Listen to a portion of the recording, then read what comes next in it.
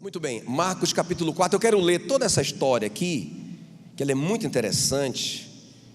Diz assim, Marcos 4, a partir do verso 35.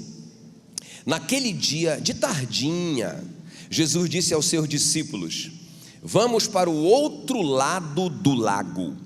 Então eles deixaram o povo ali, subiram no barco em que Jesus estava e foram com ele, e outros barcos o acompanharam. De repente, começou a soprar um vento muito forte, e as ondas arrebentavam com tanta força em cima do barco, que ele já estava ficando cheio de água. Na outra tradução fala que ele já estava afundando. Jesus estava dormindo na parte de trás do barco. Vamos só repetir isso aqui? Jesus estava dormindo. Jesus estava dormindo. Você consegue ver essa cena? Jesus estava dormindo no meio da tempestade, na parte de trás do barco, com a cabeça numa almofada. Então os discípulos o acordaram e disseram: mestre, nós vamos morrer. O desespero. O Senhor não se importa com isso. Então ele se levantou, falou duro, foi uma repreensão, falou duro com o vento e disse ao lago: silêncio, fique quieto. O vento parou e tudo ficou calmo. Aí ele perguntou: por que é que vocês são assim tão medrosos? Vocês ainda não têm fé?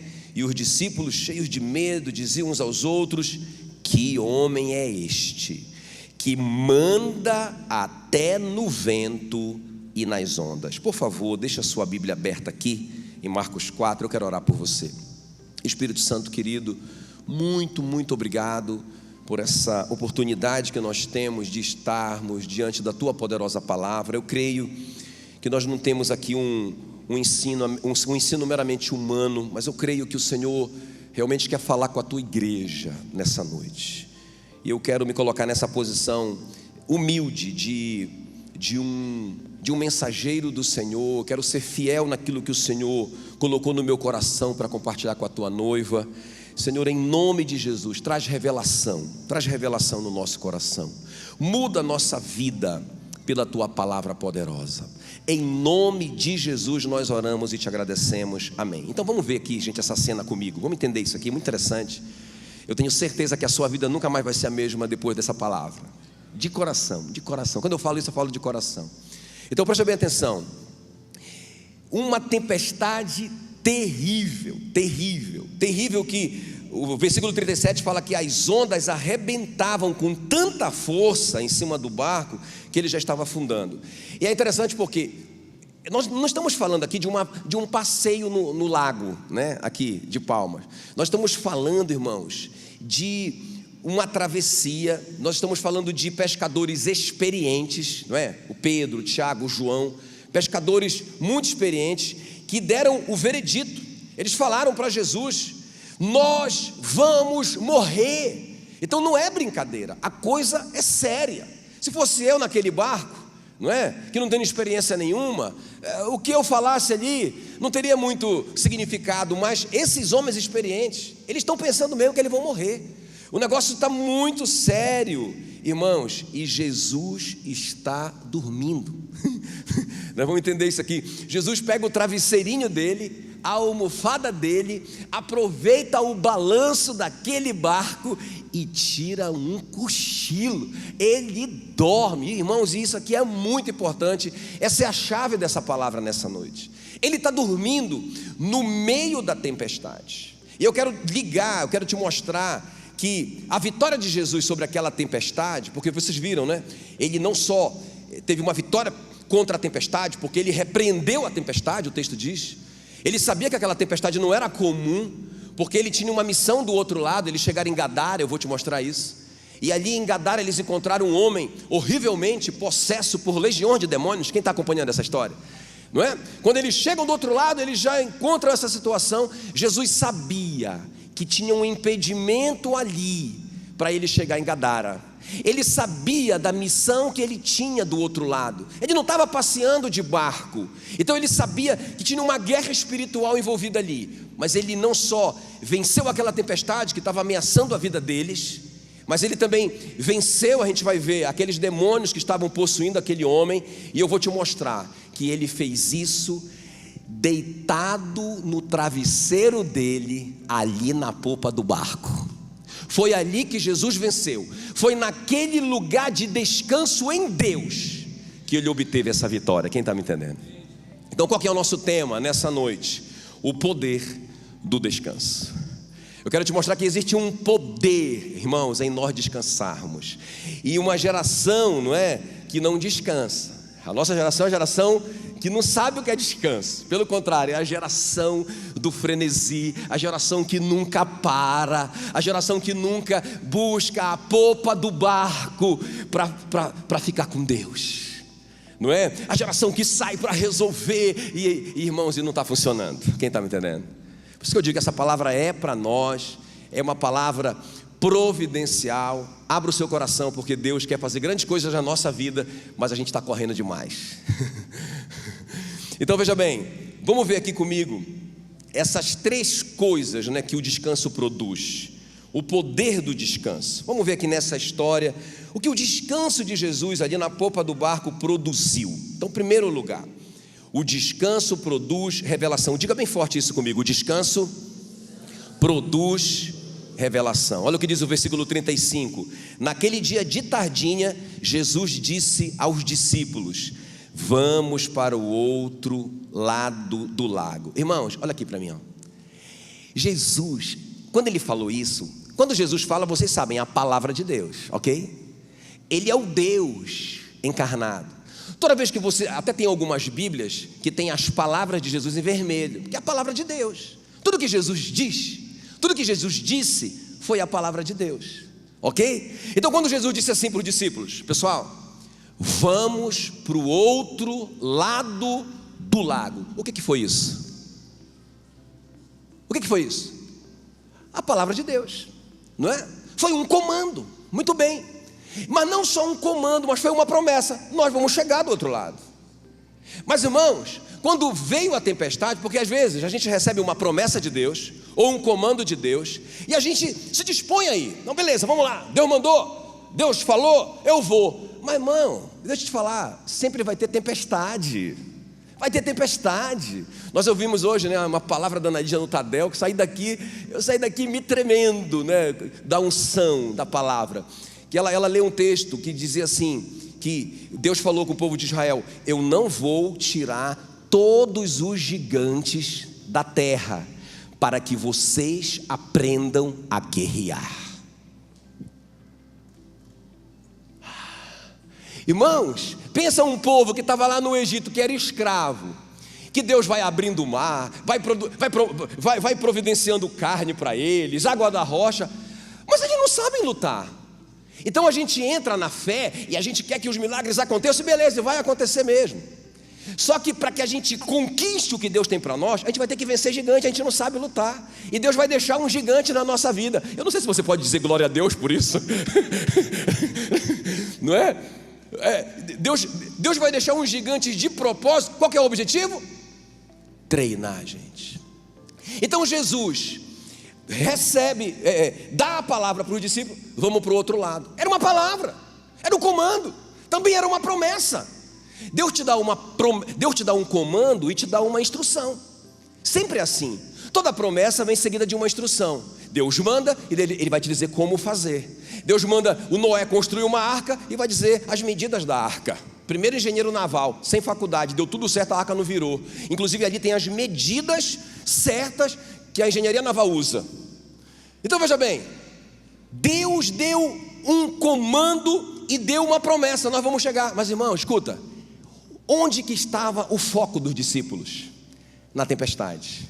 O barulho que eles conseguiam ouvir, porque eles não estavam no lugar do descanso, qual que era? Vento. E as ondas, eles viam as ondas. Então eles estavam, escuta bem, eles estavam norteados pelo que eles ouviam. e estavam norteados pelo que eles viam. Eles não estavam norteados pela revelação da palavra. Interessante isso. Então, o que isso gera? Desespero. Se você não tem uma palavra, se você não tem uma revelação, quando vier a tempestade, eu tenho que te dizer isso, elas virão para treinar você, elas virão. Entende? Eu sei o que eu estou falando. Mas quando elas vierem, se eu não estiver no lugar certo, na popa do barco, claro, gente, eu não vou viver na popa do barco, mas tem um momento de popa do barco na minha vida. Entende? Então a gente acorda de manhã, já acorda atrasado para o trabalho, e pá, e vai embora, e sai correndo, feito frango sem cabeça, e chega em casa tarde da noite, e no outro dia nunca tem popa de barco, nunca tem a cabeça encostada no travesseiro, e a tempestade para todo lado, e a gente acha que a gente pode resolver. Quais os barulhos que a gente está ouvindo? A voz dos homens. Isso não vai dar certo. Nunca se ouviu uma crise tão grande quanto essa. Corrupção mesmo. E aí aí vai piorar. E é daqui para frente. É só que a gente ouve barulho errado. E o que é que a gente vê? Ondas e pessoas sucumbindo. E a gente fica apavorado. Mas a gente não está ouvindo, gente, o que a gente deveria ouvir. Então, o que é que o descanso produz? Revelação. Porque se eu parar, eu vou ouvir. Agora, olha a diferença de Jesus. Por que Jesus está dormindo? Por que ele está lá na popa do barco, no travesseiro dele? Por quê? Porque Jesus tinha um comando de Deus, Pai. Porque, veja bem, nós temos que ler a Bíblia olhando Jesus como um homem, senão a gente não entende. Porque quando você lê a sua Bíblia, você imagina Jesus atravessando as paredes, não é? Jesus sem sentimento. Não, irmãos, a Bíblia diz que ele foi tentado em todas as coisas como nós, e não pecou. Ele viveu como homem. A Bíblia diz que ele deixou a sua glória e veio 100% homem, senão ele não poderia morrer por nós. Ele não poderia ocupar o lugar do primeiro Adão. A posição é por isso que a Bíblia diz que ele é o último Adão. Ele é homem, quem está me entendendo? A palavra Adão significa humano. Ele é humano. Então esse homem, tanto é que os discípulos disseram assim no final: quem é esse homem que comanda os ventos e o mar? Diga, Jesus é homem. Agora vamos lá, o homem Jesus ouviu a voz de Deus também. E o que a voz de Deus disse? Para ele ir para Gadara, para ele atravessar para o outro lado, porque ele tinha uma missão ali com o gadareno. Nós vamos ver isso aqui. Então ele sabia. Beleza, se você ler o capítulo 4, você vai ver Jesus trabalhando, evangelizando, curando pessoas o dia inteiro. Eles nem almoçaram naquele dia, foi uma loucura. O homem Jesus está cansado agora. Ele entra no barco, ele tem uma palavra de Deus, uma promessa de que ele vai chegar no outro lado, de que ele tem uma missão do outro lado, e isso vai se cumprir, porque se Deus disse que vai acontecer, não importam as tempestades do caminho, ele vai chegar. Então ele diz: chefe, eu vou dar uma descansadinha, porque do outro lado a missão vai, mas eu sei que eu vou chegar. Então ele vai lá para a popa, pega o travesseiro dele e aproveita o balanço do mar. Olha a diferença entre Jesus e os discípulos. Olha a diferença entre alguém que tem um estilo de vida de descansar em Deus e uma pessoa estressada, que só vai ouvir o barulho errado. Agora escuta bem, irmãos, lembra quando Jesus falou assim para os discípulos: vocês ainda não têm fé? Por que vocês têm tanto medo? Por que é uma geração de pânico? Irmãos, a geração do pânico é impressionante. O cara vai, só dele marcar a consulta no psicólogo, o psicólogo já diz pelo telefone: rapaz, você tem síndrome do pânico. Irmão, é impressionante. Irmão, como é que está? Eu, pastor, fui diagnosticado, tenho síndrome do pânico. Sério? E quando que foi isso? Não, acabei de sair, foi a primeira consulta. O psicólogo já sabe tudo sobre a minha vida. Eu tenho a síndrome do pânico, pastor, vou morrer. Desgraçado, miserável que eu sou. Irmãos, Jesus diz assim: por que vocês têm medo? Vocês não têm fé ainda? Por que entrou esse pânico? Irmão, por que a fé entrou? Por que o pânico entrou? Porque a fé saiu. Onde tem fé, não tem medo. Onde tem medo, não tem fé. Não dá para ficar junto, não é? Então, e o que tem a ver a fé com a revelação? Está escrito: a fé vem pelo ouvir a palavra de Deus. Jesus tinha uma palavra, então ele teve fé para descansar. Eu vou descansar, vai dar tudo certo. Não é? Essa tempestade pode durar uma noite toda, mas a alegria vem pela manhã. Eu vou dormir. Eu tenho uma palavra, eu tenho fé. Os discípulos não tinham uma palavra, por quê? Porque eles estavam ouvindo a coisa errada. Não conseguiam ouvir nada. Então o que é que eles têm? Pânico, medo, incredulidade. Vamos morrer! Não foi o que eles disseram? Quem está comigo aqui? Então qual que é a primeira coisa que o descanso produz? Revelação. Você não ouve esse cicio suave se você não descansar. Pare, irmãos, o sábado, que a palavra do sábado é descanso, era uma lei, o quarto mandamento. O quarto mandamento, uma lei. O que o sábado dizia? Que Deus fez todas as coisas em 6 dias e no 7º dia ele descansou. Descansou por quê? Porque ele estava cansado? Isaías 40 diz que Deus não se cansa nem se fatiga.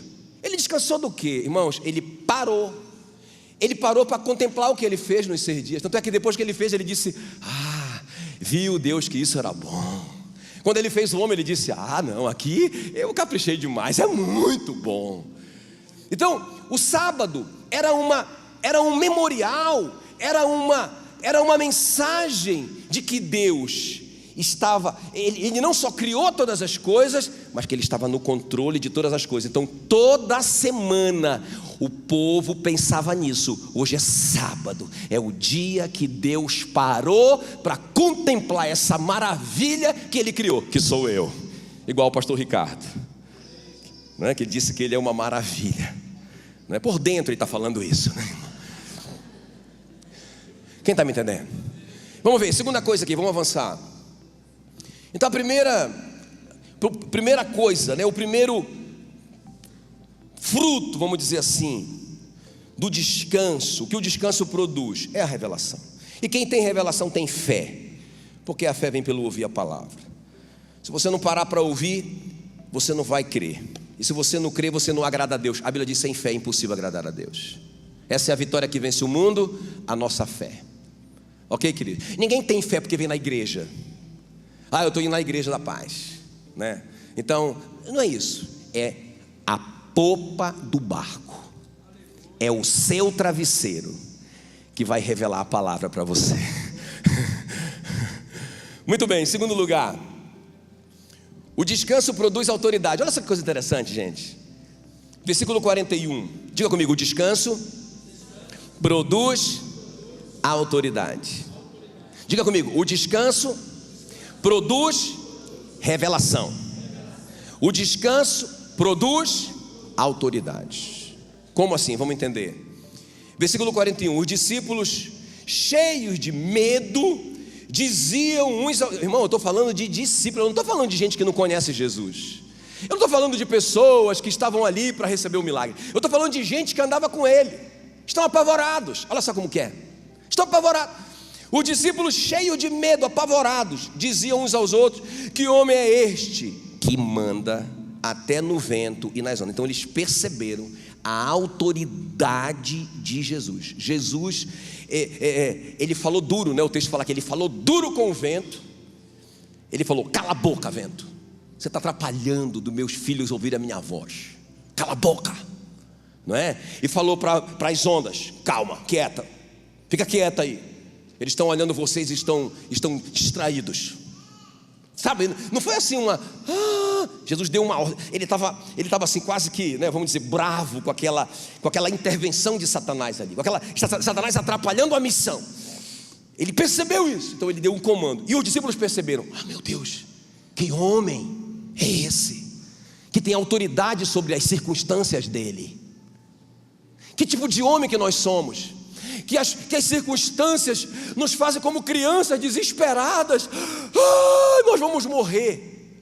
Ou nós somos homens e mulheres que temos autoridade, que temos nós temos ouvido muito falar sobre essa maturidade emocional, não é? Como é que eles estão falando? Hein?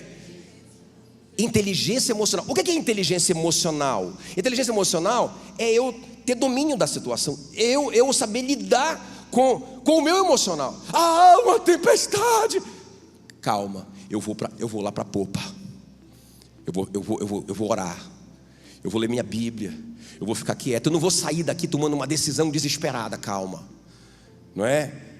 Aí, o que é inteligência emocional? É não só eu saber lidar com o meu sentimento. Irmão, a Bíblia já falava sobre isso. É o domínio próprio, de Gálatas 5. Então eu tenho domínio próprio. Não, eu não vou desesperar. Amém, queridos? Meu Deus tem cuidado de mim. Aí eu saio de lá e eu posso. O que é inteligência emocional? Como Jesus fez, ele vai para a popa do barco. Ele não estava ali irresponsavelmente. Quando Jesus começou a sentir o drama, quando ele começou a sentir a resistência, ele começou a discernir aquela luta, aquela guerra que ia começar ali, o que ele fez? Popa do barco. Quando ele toma conhecimento de que o Lázaro morreu, o que ele faz? Meu amigo! Não, ele foi para a popa do barco. Ele ficou 2 dias lá. Quem está comigo? Ele não saiu correndo. Ele sabia, saiu do meu controle. Eu não posso fazer nada aqui, eu como homem. Eu quero saber o que é que o pai acha disso. Então ele correu para a popa do barco e foi orar. Ele ficou 2 dias lá. Quando ele levantou de lá, ele chamou os discípulos e disseram: vamos, o meu amigo Lázaro não morreu, ele dorme. Nós precisamos correr para acordá-lo. Ele tinha uma palavra agora. Então é alguém que sabe lidar com as suas emoções e também consegue influenciar as pessoas em volta. Consegue amenizar o desespero das pessoas. Agora vamos lá. Vamos entender isso aqui. Eu disse que o descanso produz autoridade. Os discípulos perceberam isso. Agora vamos entender aqui a guerra espiritual. Quando Jesus está atravessando o lago ali, né, que na verdade não é um mar, é o lago de Genezaré. Quando ele está atravessando, eu quero que você pense o seguinte: quando eu vi na geografia bíblica, ele saiu de um lugar onde ele estava ali. Ele estava ali naquele lugar. E quando a gente vê na geografia, ele não fez uma travessia como Palmas, Porto Nacional, Palmas, Luzimanga. Ele não fez assim, entendeu? Não foi uma coincidência. Ele chegou do outro lado e apareceu um cara lá possesso de um espírito. Não. Irmãos, eles viajaram e chegaram naquela cidade chamada Gadara. Então Jesus foi sabendo para onde ele ia e a missão que ele ia chegar. Quando ele chega lá, isso que eu quero que vocês guardem no coração. Quando ele chega lá, o capítulo 4 acaba assim, ó. O capítulo 4 acaba aqui, quando os discípulos disseram: quem é este homem que manda no vento e no mar? Acaba aqui, o versículo 35. Aí começa o 5. Aí o 5, 1 é a continuação. Você sabe que a Bíblia não tem essa divisão. Isso aí foi feito lá pelos anos 1500 para uma questão de didática, de ficar mais fácil a gente encontrar. Então no capítulo 5, que é a continuação da história, fala que quando Jesus chega em Gadara, veio um homem ali na presença dele. Quer ver? Coloca o versículo 5 para mim, de Marcos 5. Temos aí? Marcos 5. Aí, ó. Eles atravessaram o mar e foram para a região dos Gesarenos, ou Gadara. Quando Jesus desembarcou, um homem com um espírito imundo veio dos sepulcros ao seu encontro. Olha só. Aí, irmãos, esse homem chega ali. O que é que ele vai dizer? O que ele vai dizer? Esse homem fala assim para ele, que na verdade são os demônios que estão dentro dele, que já estavam dominados, totalmente dominados. Eles disseram assim: tenha misericórdia e não nos mande sair dessa região. Irmãos, como que eles viram a autoridade naquele homem? Irmãos, aquela batalha foi conquistada ali no barco, lá na popa. Quem está me entendendo? Irmão, Jesus não fez nada, ele só chegou. Ele chegou, atravessou, desceu do barco. Quando ele desceu, lá vem os demônios tudinho, né? Que estão dentro do homem, se prostrando com o rosto em terra, ou adorando. O texto diz que eles começaram a adorar Jesus. Versículo 6. Quando de longe viu Jesus, correu e o adorou. Eles adoraram aquele homem. E eles disseram: tenha misericórdia, não manda a gente sair daqui, manda a gente ir para os porcos. Aí Jesus disse: combinado.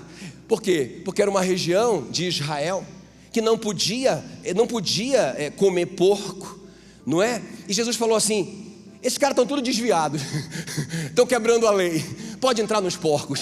E os porcos se jogaram no mar. Irmãos, onde que você está batalhando a sua guerra espiritual? Entende o que eu estou falando? Então Satanás vem e começa a te impedir, e você fica desesperado. Entende? Aí eu vejo assim uns crentes, graças a Deus não vejo isso aqui, não é? Aí tem que passar toda semana na sessão do descarrego. Porque, irmãos, é o crente imaturo. Onde que a gente vence? Onde que a gente adquire essa autoridade? No descanso. Quando eu estou ali com a minha Bíblia, naquele momento a sós com Deus, não é? Quando eu estou naquele momento de oração, Deus falando no meu coração, me orientando, me dando sabedoria. É ali, porque deixa eu te falar uma coisa aqui, ó. Escuta bem o que eu vou te falar. Quando a gente está descansando, Satanás está estressado. O contrário é verdadeiro. Quando a gente está estressado, Satanás está rindo da gente. Então, eu imagino assim uma reunião. Olha só, olha aqui para mim. Eu imagino uma reunião dos demônios ali, naquela situação. Rapaz, vamos pegar. Esses discípulos não acreditam em nada do que esse Jesus fala para eles. Olha como eles estão. Os demônios estão todos rindo. Eles estão desesperados com essa tempestadezinha. Os caras estão dizendo que vão morrer. Eles estão rindo dos discípulos. Mas quando eles oram, aí um demônio fala assim: mas o chefe está dormindo. O chefe sabe que está tudo sob controle. O chefe está altamente controlado. Ele tem uma palavra. Ai meu Deus, ele tem uma palavra de Deus. Consequentemente ele está crendo. Ele vai vencer porque ele crê. A fé vence o mundo. Ai meu Deus, ele tem autoridade. Por isso que ele mandou o vento parar e o vento parou. Por isso que ele deu a ordem para o mar e o mar obedeceu. Se fosse lá no Ceará, os demônios, se fosse demônio cearense, eu ia dizer: nós estamos lascados.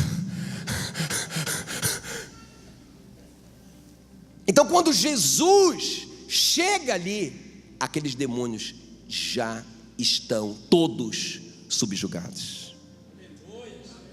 Diga comigo: descanso produz autoridade. E para a gente terminar, eu quero orar por você. Para a gente terminar, o descanso produz milagre. Aleluia. Então, o descanso produz revelação. É nesse lugar que você vai ouvir a voz de Deus. Se você ouve a palavra, você vai adquirir fé, porque a fé vem pelo ouvir a palavra. Ok? E se você tem fé, você vai crescer em autoridade. Não é? Você vai ser aquela pessoa, você não vai ter medo do diabo. Você vai chegar e vai dizer: pode sair da frente, meu irmão. Não tenho medo de circunstância. Eu tenho uma palavra. Deus não é homem para que minta, nem filho do homem para que se arrependa do que ele me disse. Pode sair fora. Cala-te, circunstância. Não é? Cala-te, eu cheguei. Não é? E último lugar, irmãos, o descanso vai produzir milagre. O milagre, olha aqui para mim, ó. O milagre é só a consequência, é só o final. A gente não precisa produzir milagre. A gente não precisa correr atrás de milagre. É por isso que a Bíblia diz: se vocês atentamente ouvirem a voz do Senhor e obedecerem, todas essas bênçãos virão sobre vocês e alcançarão vocês. Irmão, o crente não tem que ficar correndo, desesperado, atrás de uma solução. O que ele tem que fazer? Ele tem que, todos os dias da vida dele, ele tem que ter... Deixa eu te dar uma notícia hoje aqui, ó. Olha para mim. No Antigo Testamento o sábado era um dia. Você sabia que no Novo Testamento o sábado é uma pessoa? Porque o apóstolo Paulo fala em Romanos 10:4 que o fim da lei é Cristo. O que ele está dizendo? Que toda a lei se cumpriu em Jesus. A Bíblia diz, em Hebreus, que fala aqui, que aquele que crê em Jesus encontrou o descanso. Jesus mesmo disse: eu sou o Senhor do sábado. Por que Jesus atuava no sábado? Por que ele fazia milagres no sábado? Porque, irmãos, para os judeus, para os fariseus, ele estava quebrando a lei do sábado. Irmão, Jesus não podia quebrar a lei. A Bíblia diz que ele foi obediente em todas as coisas. Fala que ele foi tentado em tudo e não pecou. Se Jesus tivesse quebrado uma lei, ele não poderia morrer por nós. A Bíblia diz que ele cumpriu toda a lei para que nós fôssemos libertos da maldição da lei. Ele não podia quebrar a lei. Jesus guardou o sábado, mas pastor, ele curou no sábado. Irmãos, a questão é que na cabeça dos fariseus ele estava fazendo algo. Na cabeça dos fariseus ele estava trabalhando no sábado. Na cabeça dele, e Deus via assim, ele estava guardando o sábado, ele estava descansando. E quando nós descansamos, Deus trabalha. E quando nós corrimos para resolver, Deus descansa. Quem está me entendendo? Eu vou fazer, eu estou preocupado, eu tenho que fazer. Então Deus, deixa ele fazer. Ele não vai se meter. Quem está comigo? Mas quando você vai para a popa e você busca uma orientação dele, e você descansa nele, nas promessas dele, você tem a certeza que ele vai fazer, aí ele faz. Por que Jesus fazia no sábado? Porque Jesus estava descansando e Deus estava fazendo através dele. Então veja bem, o descanso produz milagre. Quer ver? Olha só, versículo 39. Então ele se levantou, falou duro com o vento e disse ao lago: silêncio, fique quieto. O vento parou e tudo ficou calmo. Foi um milagre. Um milagre. Por que isso aconteceu? Irmãos, na verdade Jesus só externou aquela paz dele, aquele descanso dele. Ele externou e o vento ficou calmo. Estava dentro dele. Então, o descanso produz milagre. Por que o gadareno foi liberto? Um milagre. Foi um grande milagre. Aquele homem, veja bem, um homem, irmãos, que a Bíblia diz, escuta aqui, ó. A Bíblia diz que ele morava no cemitério, que ele vivia ali pelo cemitério. Sabe lá o que esse homem comia? Fala que ele quebrava as algemas. Olha a ira desse homem, olha a prisão que ele estava. E fala que ele se cortava com pedras. Eu até pensei, quando eu li esse texto, eu lembrei do avô da Meila, não é? Que quando ele estava com câncer na cabeça, e ele, para tentar coçar aquela dor, vamos dizer assim, ele batia a cabeça na parede, não é? Os últimos dias dele tiveram que amarrá-lo. Então tem gente que está assim, né? Doendo por dentro. Sabe aquela dor no peito, aquela dor dentro, e a pessoa não sabe como coçar aquela dor, então ela pega a pedra para tentar coçar dentro. Irmão, esse dia eu estava lendo um artigo da Organização Mundial de Saúde, que até 2020 serão 20% de pessoas com problema de depressão. 20% de 7 bilhões é 1 bilhão e 400 mil pessoas no mundo que terão depressão. Pessoas doendo por dentro com as suas culpas, com os seus medos, com os seus pânicos. Por quê? Porque, irmãos, não param mais, não tem mais tempo para parar. Então é uma geração adoecida, e nós estamos vendo os nossos filhos na mesma onda, não é? Na mesma onda. Você vê as escolas hoje, não é, de segundo grau, preparatórias para o vestibular. Irmão, o menino passa o dia inteiro no mesmo frenesi. Que hora que esse menino lê a Bíblia dele? Que horas que ele vai para a popa do barco? Ele não está sendo treinado para isso.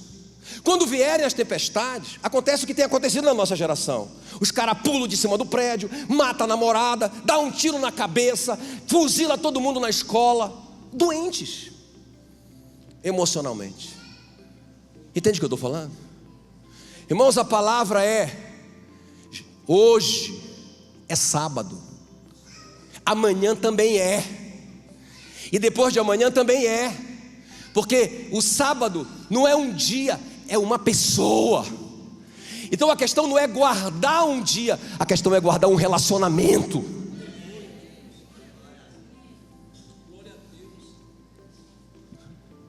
Quem está comigo aqui? É guardar um relacionamento. Eu lembro quando a Ana Lídia estava nessa correria de faculdade, de não sei o quê, e todo mundo fazendo faculdade, e todo mundo disse: Ana Lídia, vamos para a popa do barco. Eu fui orar por ela. Deus falou no meu coração assim, Ele me lembrou o meu avô. Eu com a Ana Lídia no colo, e o meu avô foi orar pela Ana Lídia. Meu avô colocou a mão na Ana Lídia e falou: ela é levita. Ela é levita. Ela vai viver para o Evangelho, ela vai viver para a obra de Deus. Ela é levita. Irmão, quando eu lembrei disso, era o Espírito Santo me lembrando. Eu disse: Ana Lídia, você não vai fazer uma faculdade presencial, passar o dia inteiro numa faculdade, virando bicho numa faculdade. Você não. Você vai fazer uma faculdade, mas eu quero que você tenha tempo para viajar, para estudar, não é? Para se aprofundar. Irmãos, hoje ela deu uma palavra aqui de manhã que ela arrebentou comigo. Entende o que eu estou falando? Então, queridos, qual que é o segredo do milagre? Olha só, Deus trabalha, Isaías 64:4, Deus trabalha a favor daquele que por Ele espera. Enquanto você espera, Deus trabalha. Claro que essa espera não é contemplativa, sem você ficar, não é isso que eu estou falando, irmãos. Porque eu vou te falar que descansar é um trabalho muito duro. Porque se fosse fácil, todo mundo tinha esse tempo de descanso. Não é, a nossa natureza é frenética. Então não é fácil. Mas quando nós, olha só, Deus trabalha a favor daquele que por Ele espera. Irmão, eu quero te dizer uma coisa hoje à noite: Deus não se move pelo seu estresse. Eu estou desesperado. Você está fazendo, Ele está te esperando parar. Ele está te chamando para a popa do barco hoje à noite. Quem está me entendendo? Aleluia. Muito bem. Deixa eu te falar uma coisa aqui.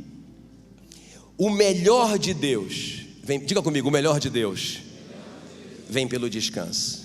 Olha aqui para mim, eu estou terminando, olha aqui para mim. Irmãos, o que é o melhor de Deus? Eu vou te falar o que é o melhor de Deus. Olha, não é muito bom a gente ter os homens aqui, os homens. Realmente, eu estava orando agora eu estava orando na hora do louvor, quando o pastor Ricardo mandou orar sobre a família, eu estava agradecendo pelo meu casamento, pela minha esposa. Comecei a orar por ela. Cara, que mulher essa Meila, que mulher. Eu estava orando por ela, que mulher guerreira, está lá trabalhando com as crianças, apaixonada, sabe, rapaz, que mulher guerreira. Sabe, fora isso, que mulher que eu acho é a mulher mais bonita do meu universo, não é? Eu estava dizendo, rapaz, eu estava orando dizendo: meu Deus, o melhor de mim é a Meila. E sabe o que, irmãos? Quando Deus estava criando tudo, e Ele criou os animais, da terra Ele criou os animais, Ele criou tudo, não é? E aí Ele criou o homem, e aí Ele falou para o homem: agora você vai dar nome para os animais. E aí o homem começa, não é? Aquele projeto e tal, e começa, né? Lembrei da Etienne agora, catalogando ali os bichos e tal. Aí, o que acontece? A Bíblia diz que o homem não achava para ele uma companheira que lhe fosse idônea, exatamente e tal. Aí, o que Deus faz? Deus diz: não é bom que o homem viva só, eu vou fazer para ele uma adjuntora idônea, uma companheira, não é, e tal. Sabe o que Deus faz? Coloca um sono profundo no Adão. Sabe quando que Deus criou a melhor coisa na vida do Adão? Porque, meu irmão, pelo amor de Deus, ele casou com a mulher mais bonita do mundo. Casou ou não casou? Pensa quando ele olhou aquilo, irmão, e já nasceu com tudo funcionando, essa coisa de feromônio, etc e tal. Ele olhou para ela e ele disse: sério, Senhor, só...